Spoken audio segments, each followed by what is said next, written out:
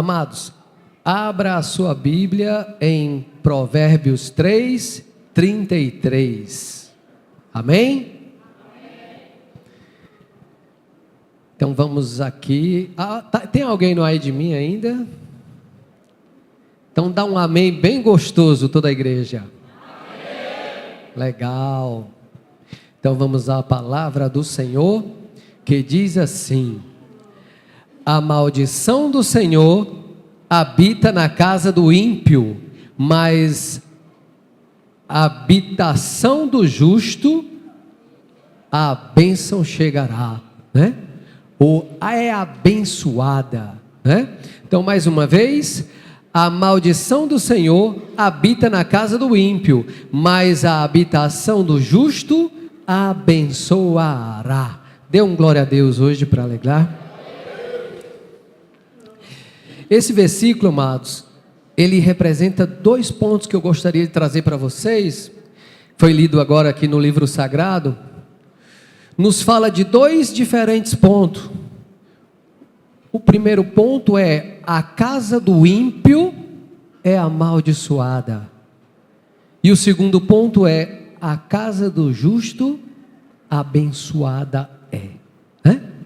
Então é importante que a gente entenda que o Senhor está deixando claro que a nossa casa, ela é abençoada, porque nós somos justos, nós somos os filhos de Deus, somos separados do Senhor, né? Deus nos separou para que a gente estivesse hoje aqui para ouvir a palavra dEle. Deus nos escolheu como sacerdotes, mas eu gostaria de falar para você assim: olha, pergunta para a pessoa que está do seu lado aí, como é que está a tua casa? Como está a tua casa, amado? Queridos, nós sabemos que as famílias têm sido muito atacadas, né? Por ideologia de gênero, por mundanismo, por materialismo, por consumismo e por individualismo, né? Tudo com ismo. É mundanismo, é materialismo, né? É individualismo, cada um quer fazer aquilo que bem quer, mas nós sabemos que tudo desde o princípio, Deus sempre nos criou e sempre está ali para que a gente seja direcionados a Ele, né? E toda vida que a gente sai desse processo, a gente tende a fracassar em algum ponto, né? E eu gostaria de dizer para você assim: olha, se hoje nós estamos sendo atacados, o inimigo ele tem lançado setas, ele tem preparado armadilhas para destruir o projeto de Deus, para destruir, certo, as famílias, né? Nós temos que estar como justos, não como ímpio, né? Então nós precisamos entender que a nossa postura precisa ser diante de Deus como justos, não como ímpios, né? Então nós vamos ler aqui o que é a casa do justo. Como é a casa do justo? Por que Deus abençoa a casa do justo? Certo? O justo é uma pessoa que pratica a justiça e rejeita o pecado. Mas a palavra de Deus diz que todos pecaram, mas Jesus morreu para nos justificar. Amém? Jesus morreu para nos justificar, tornar justo. Nós éramos pecador, mas Jesus nos tornou justos. Agora, quem crê em Jesus Cristo e se arrepender de todos os seus pecados, ele se será justificado. Você é justificado? Levanta a mão quem é justificado em Cristo Jesus. Oh, coisa linda, glória a Deus, né? É maravilhoso a gente saber disso. Eu gostaria de saber quem é chefe de família aqui.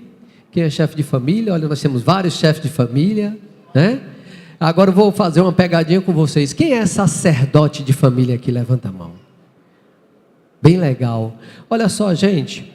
O que é o chefe da família e o que é o sacerdote da família? A gente sabe que o chefe ele só manda. O chefe ele só gosta de mandar e não faz muita coisa. né? Ele fica só observando, ele só gosta de mandar. Geralmente o chefe da família, ele fica sentado no sofá com o controle na mão, né? Assistindo ali o jogo, a televisão, e de vez em quando ele olha para a mulher e diz: mulher, bota aí o meu almoço. Mulher, a minha sandália. Mulher, pega aí a toalha para me tomar um banho, né? Vai chegar uma hora que a mulher ela vai cansar, meu irmão. A mulher ela precisa de um sacerdote do lar. A mulher ela precisa de um homem para que ela auxilie ele, né? E esse homem é o sacerdote, porque o sacerdote do lar, ele está à frente da casa. O sacerdote do lar, ele está atento, ele está ali, cuidando da família, cuidando da sua esposa, como Jesus manda, né? Ele protege ela com a própria vida, como Jesus protegeu a igreja, né? Então é importante que a gente entenda, irmão, se nós somos justos, eu estou falando de justos, né? Quando a esposa está lá fazendo um monte de coisa, saia do sofá, vá lá ajudar a sua esposa. Enquanto ela lava o prato, você enxuga. Faça alguma coisa. Ela varreu a casa, você joga o lixo lá fora, né? Isso é ser justo, irmão, porque senão você vai se tornar injusto, deixando a sua esposa fazer tudo sozinha e ainda cuidar dos filhos, né? E se a gente tomar essa posição, glória a Deus, aplauda o Senhor.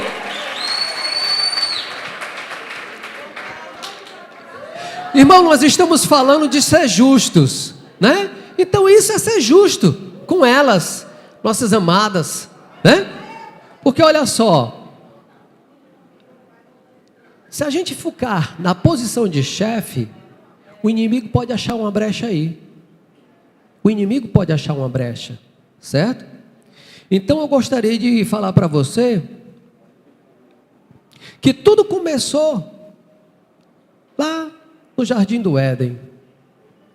A primeira família que Deus colocou no paraíso, Adão e Eva. O inimigo já estava lá para tentar, para atrapalhar, para tentar, né, destruir o projeto de Deus. E ele até que conseguiu, né? Adão pecou, Eva também, e assim sucessivamente, e a gente perdeu pela desobediência, porque Adão era justo ali, mas ele desobedeceu e pecou diante da face do Senhor, né? E aí o inimigo manipulou Eva e a gente foi expulso da nossa casa, do paraíso, da presença de Deus, né? Mas a Bíblia diz, amados, lá em Êxodo 8, 22, diz assim: mas naquele dia separarei a terra de Gozém, onde habita o meu povo, nenhum enxame de moscas se achegará ali, para que vocês saibam que eu, o Senhor, estou nesta terra. Farei distinção entre o meu povo e o seu, e este sinal miraculoso acontecerá amanhã. E assim fez o Senhor. Grande enxame de moscas enviou sobre o palácio de Faraó e sobre a casa dos seus conselheiros e todo o Egito, e a terra foi arruinada por moscas. Mas a terra de Gozém, aonde o Senhor separou o seu povo, nada foi consumido, nenhuma mosca tinha nesse lugar, porque o Senhor, Ele é um Deus que protege. O Senhor protege os seus justos, e é importante que a gente entenda isso no nosso coração. Nós somos filhos de Deus, e como justos, o Senhor nos protege, como justificados em Cristo, o Senhor nos protege. E eu gostaria de colocar 4 pontos para você se fortalecer nessa justiça e ter convicção que você é um justo diante de Deus. Para você que gosta de notar, anote aí o primeiro ponto. Deus abençoa a casa do justo com proteção. Certo? Deus abençoa a casa do justo com proteção. E nós vamos verificar isso lá em Êxodo, capítulo 9, versículo 4. Êxodo capítulo 9, versículo 4.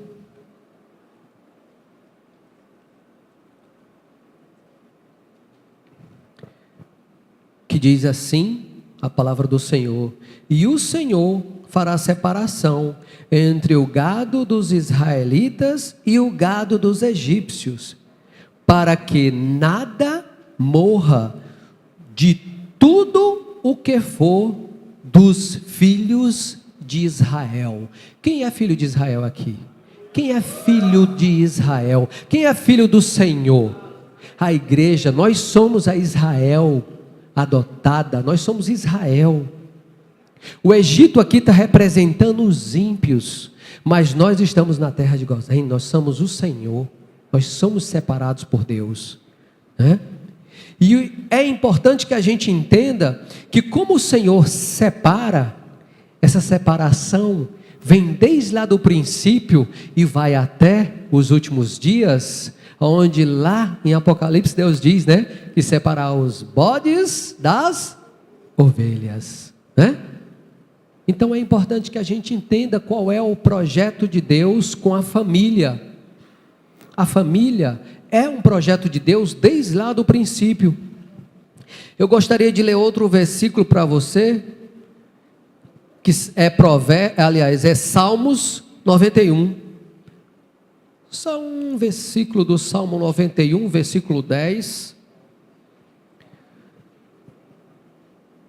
Salmos 91, versículo 10.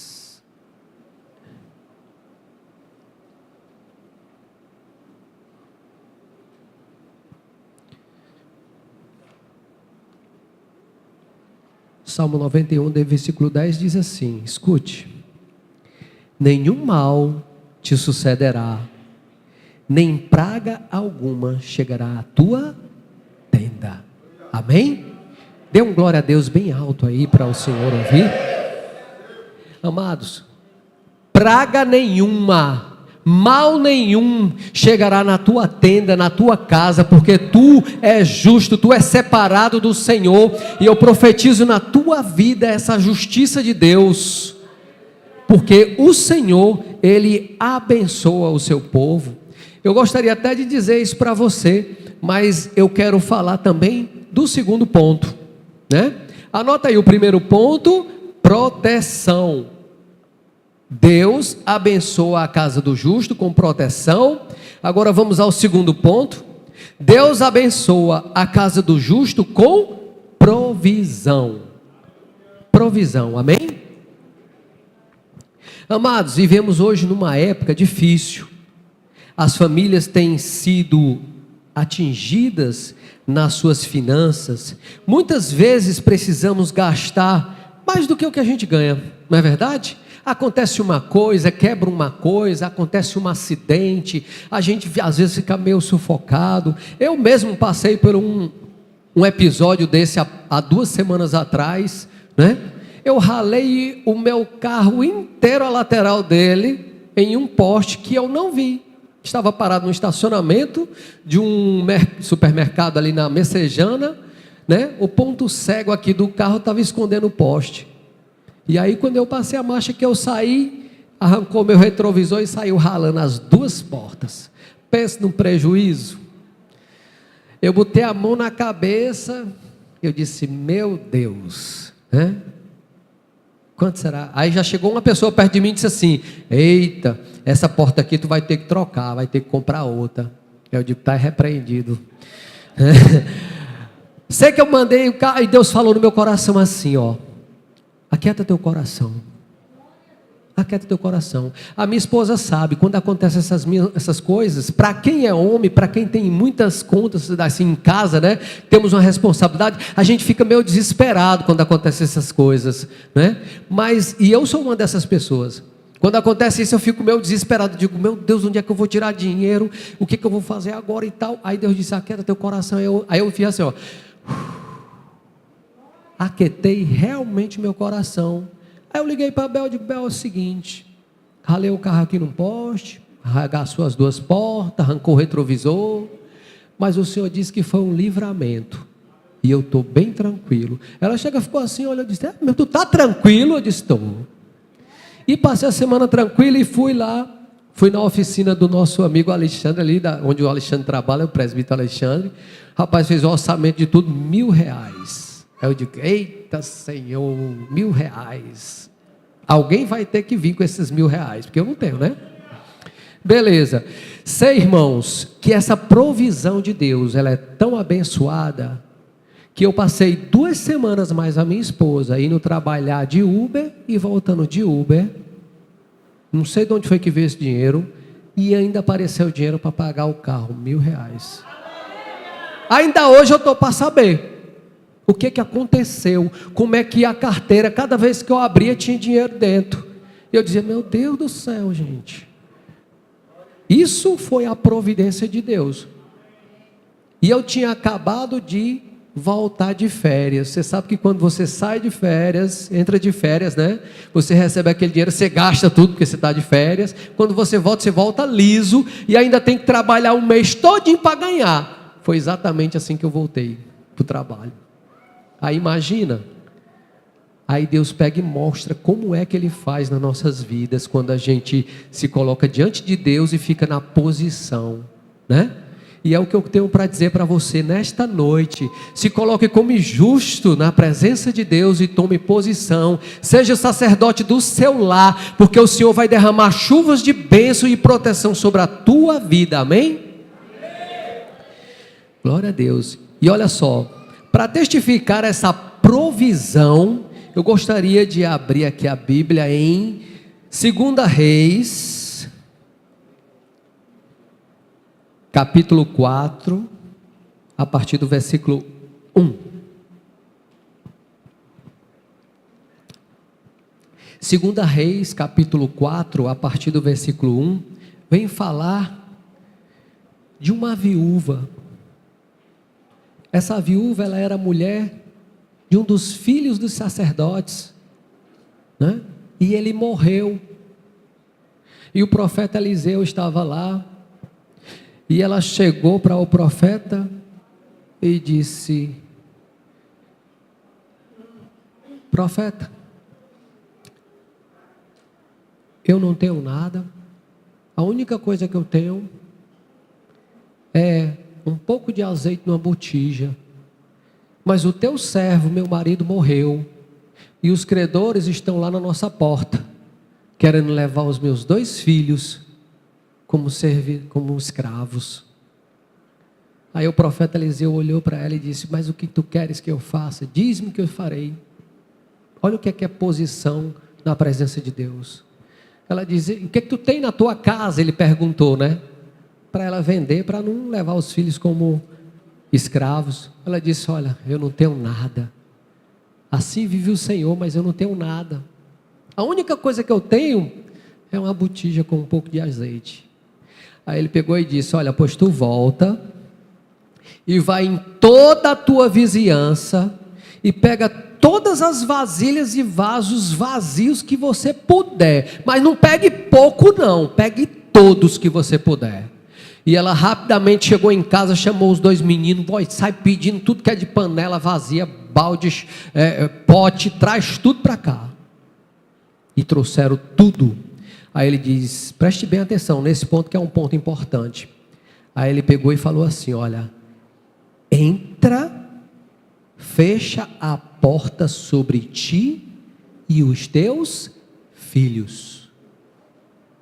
Essa é a posição que você deve tomar na tua casa, certo?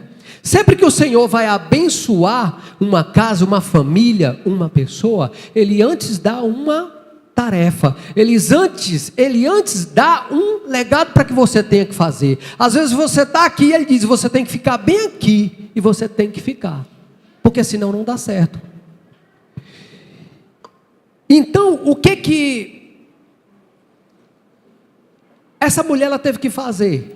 Ela só tinha um pouco de azeite, mas ela recolheu todos os vasos da vizinhança, levou para dentro de casa e fechou a porta sobre ela e sobre os filhos, né?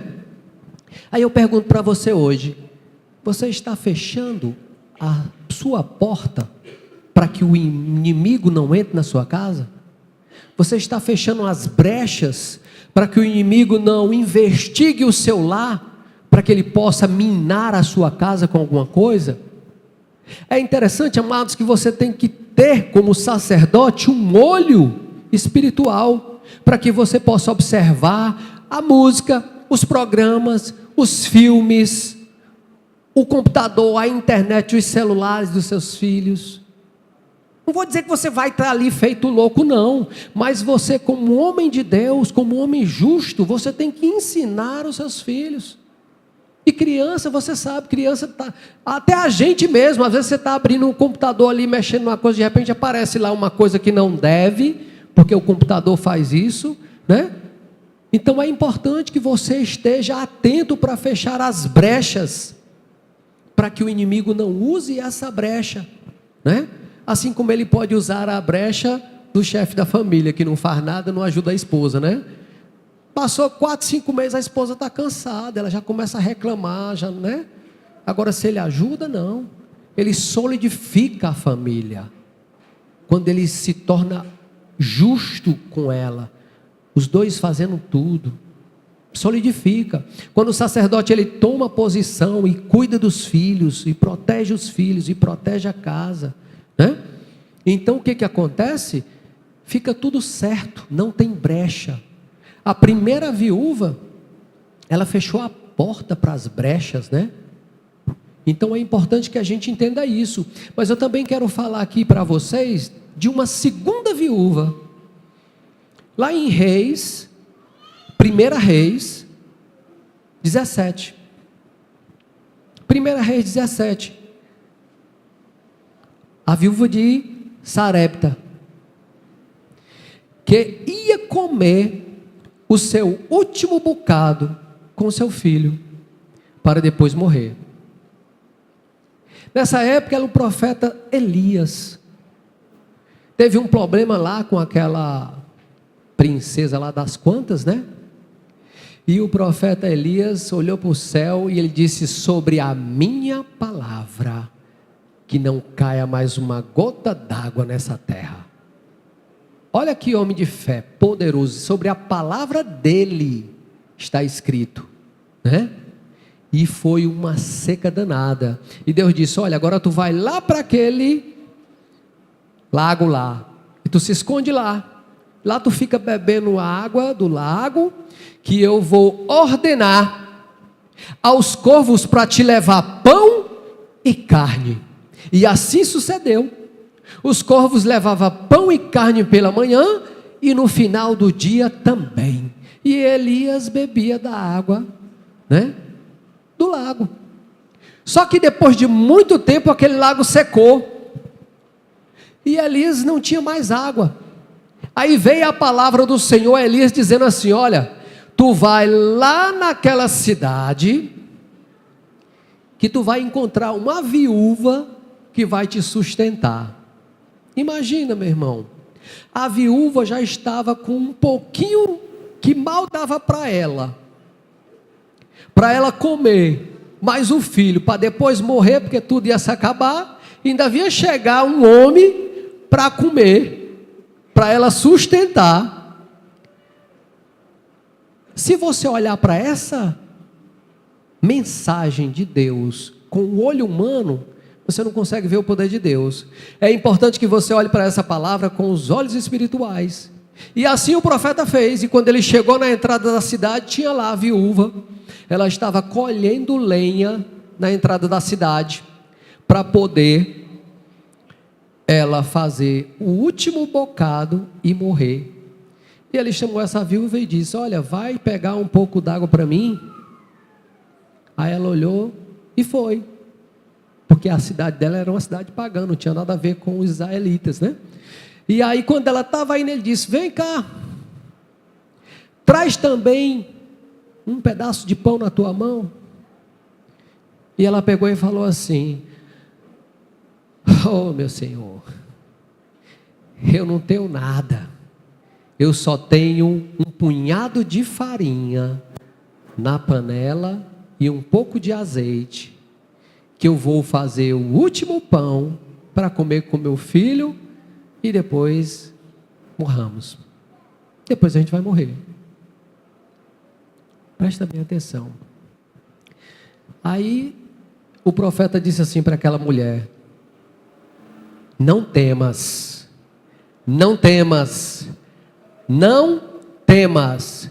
Vai, pega a farinha, o punhado da farinha, o azeite, faz um pão e traz para mim comer. Primeiro tu traz o pão para mim comer. Agora você imagina a gente na posição daquela mulher, ter que dar para um homem que ela nem conhecia o único pouco que ela tinha para ele comer. Ela se colocou na posição de obediente, mesmo sem conhecer. E assim ela fez. Ela foi, pegou aquela farinha, o azeite, fez um pão e deu para o profeta. E o profeta comeu. Só que aí o Senhor entrou com provisão, né? A palavra do Senhor diz que enquanto não caísse uma gota d'água naquela terra, nem a farinha, nem o azeite ia faltar na casa daquela viúva. Amém? E é importante que você entenda isso, irmãos. E passou ainda muito tempo sem chover, só que Deus aqui, Ele abundantemente multiplicou a farinha e o azeite na casa daquela viúva, e ela não morreu, pelo contrário, ela tinha em abundância, né? Isso é a provisão de Deus nas nossas vidas. E em cima dessa provisão, eu queria te contar um testemunho meu, que eu também passei com a minha esposa há um tempo atrás, né? A gente estava passando muita dificuldade, né? Eu tinha sofrido um acidente na minha perna, e eu estava sem trabalhar, ela também. A gente estava ali, ela estava cuidando de mim, eu estava de moleta. E aí as pessoas vinham, Deus provia, as pessoas iam na nossa casa, deixar lá um feijão, um arroz, um macarrão, sabe, alguma coisa para a gente comer, né? E nesse dia ela pegou aquilo ali, ela disse: oh meu Deus, amor, ninguém traz uma fruta. Irmãos, quando ela falou a última palavra, bateram na porta. Quando ela abriu a porta, tinha um rapaz na porta com uma sacola de... Dê um glória a Deus. Tinha um rapaz na porta com uma sacola de frutas, porque até o desejo do teu coração é o desejo do coração de Deus. Não faltou nada, irmão, porque esse Deus é o Deus de providência. Esse é o Deus que cuida dos justos, e é por isso que você tem que entender qual é a sua posição como justo na presença de Deus. Então é importante que você entenda o seu comportamento, se é de justo, o que você está vendo, o que você faz, o que os seus filhos fazem, o que a sua casa faz, se está justo diante de Deus, né? Porque a gente precisa entender. Só que eu vou te colocar a posição dessa primeira viúva aqui, ó. Aliás, dessa segunda viúva. Ela obedeceu. Por quê? Porque primeiro ela serviu ao Senhor. Mesmo na situação que ela se encontrava, primeiro ela serviu ao Senhor, né? E eu pergunto para você, você como justo, está priorizando as coisas de Deus? Ou você está olhando primeiro para as suas coisas, para o material, para o que é mundano, para o que é secular, que quando Deus vier você não vai levar? É importante que você entenda isso, irmão. Aquela viúva, ela não tinha mais nada, um pouco de farinha, e mesmo assim ela priorizou ao Senhor. Às vezes você tem em abundância, mas você não prioriza as coisas do Senhor. Às vezes nós estamos precisando de uma ajuda para a obra, para alguma coisa, e a gente, muitas das vezes, né, irmão, a gente escolhe aquela cédula que nem o cobrador do ônibus quer, de tão velha e rasgada que ela tem, né? Mas nós temos que entender, amados, as coisas de Deus têm que ser feitas com excelência, porque isso é ser justo. Querido, você não está respirando, você não está enxergando, você não está com saúde, você não tem casa para morar, você não tem o que comer, você não tem o que vestir. Tudo isso é Deus que te dá gratuitamente, irmão. Já pensou se você fosse dormir e acordar cego, ou sem falar, ou enfermo, ou a tua casa caísse, como a casa de Jó, e você não tivesse mais nada de uma hora para outra? E aí? Né? Então é importante, amados, que a gente entenda que tudo que nós temos foi o Senhor que nos deu, e Ele que protege, Ele que cuida, e Ele que abençoa, e Ele que nos dá, né? Ah, porque eu que comprei. Você não comprou nada, querido, é só emprestado. Deixa de pagar. Eu tenho uma casa maravilhosa, deixa de pagar, para tu ver como vem confiscar. Eu tenho um carro do ano, pois não paga não, para tu ver se tu roda nele, se não vem buscar. A única coisa, amados, que ninguém tira de você é a salvação.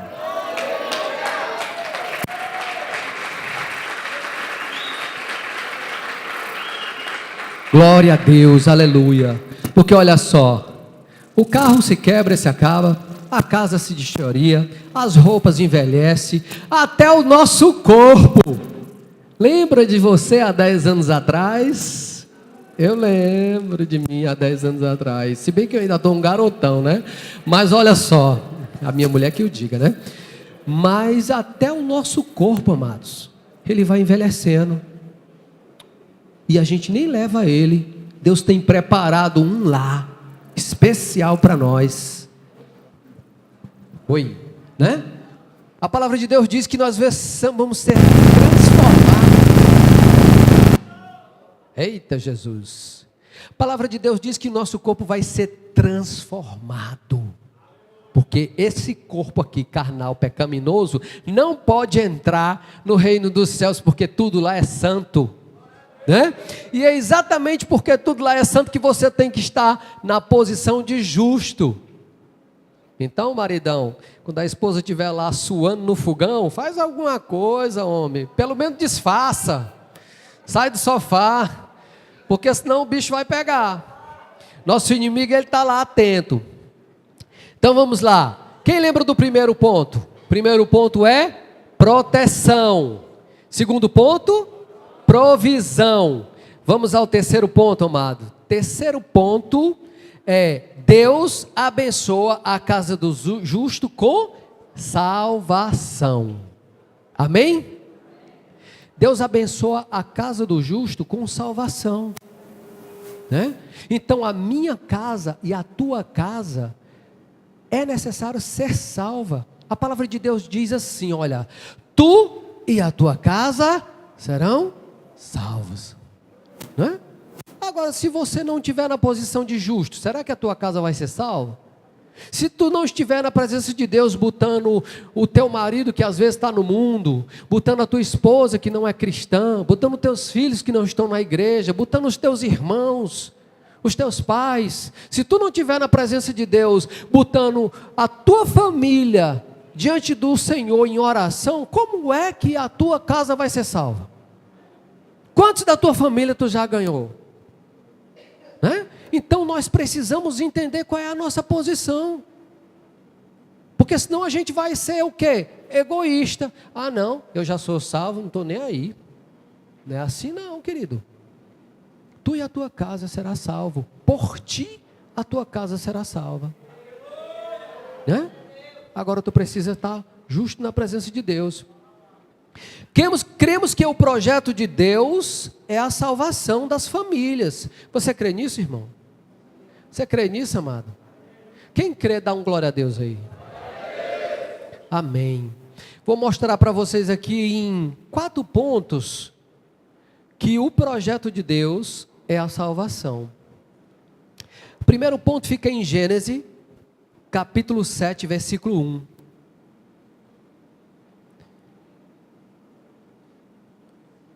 Gênesis capítulo 7, versículo 1.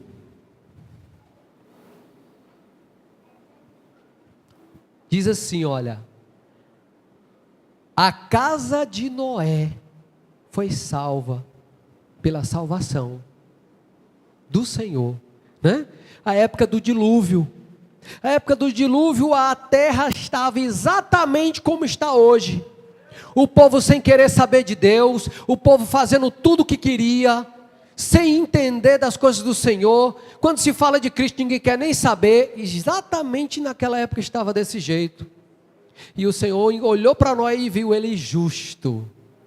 Ele disse: Noé, faz o seguinte, tu faz uma arca para tua família e os animais que enviarei para ti.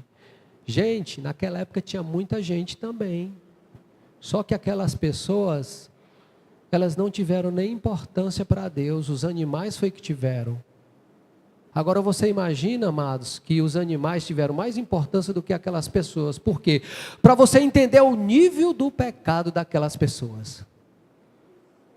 O nível do pecado daquelas pessoas. Deus preferiu salvar uma única família que estava sendo vista como justa em Noé, e o resto todos foram consumidos pelo dilúvio, né?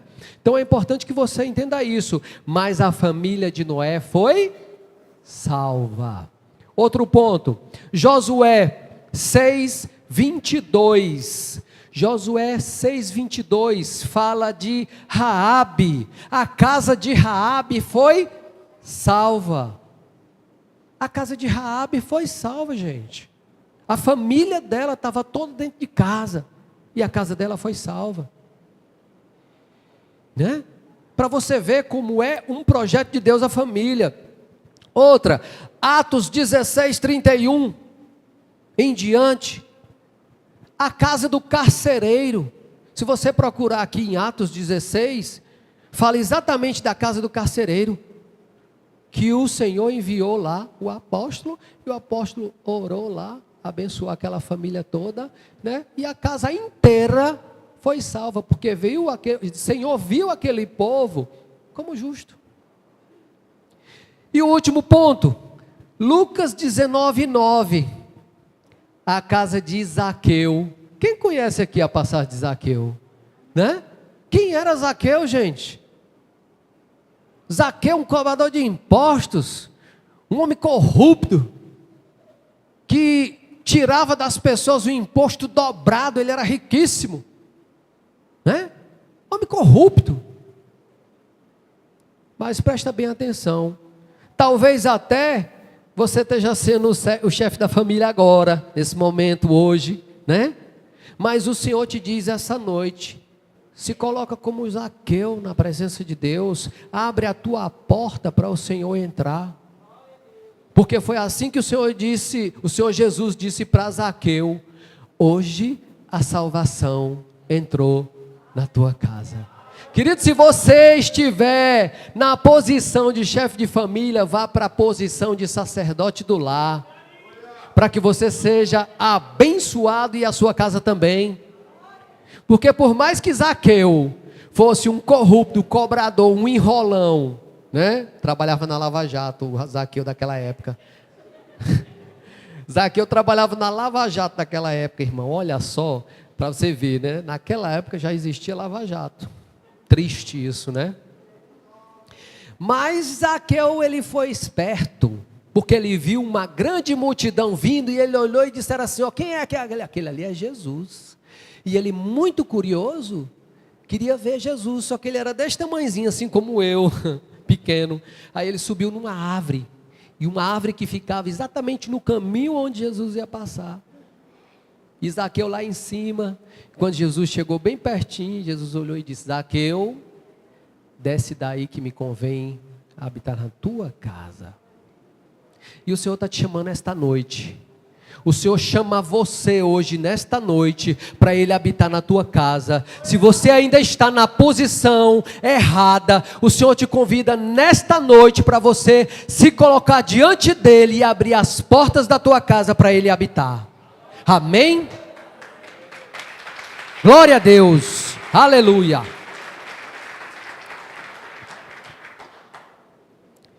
E esta é a salvação, a bênção da salvação do Senhor. E o último ponto, amados.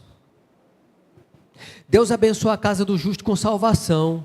Se a tua casa é abençoada, dá um glória a Deus aí, amados. Amém. A minha casa é abençoada, glória a Deus. Eu não sou rico não, e sou muito rico. Tem muita coisa aí na mão dos outros que é minha. A hora que eu precisar, Deus me manda. É porque a minha casa é pequena, não cabe tudo, né? Tem que ficar na casa dos outros, que tem espaço. Mas na hora que eu precisar, o Senhor manda vir deixar. Porque aquilo que o Senhor manda para ti, ninguém pode tirar. O diabo não pode tocar. O que é teu está guardado e é ordem do Senhor. Aleluia. Glória a Deus. Amados, vamos ao último ponto.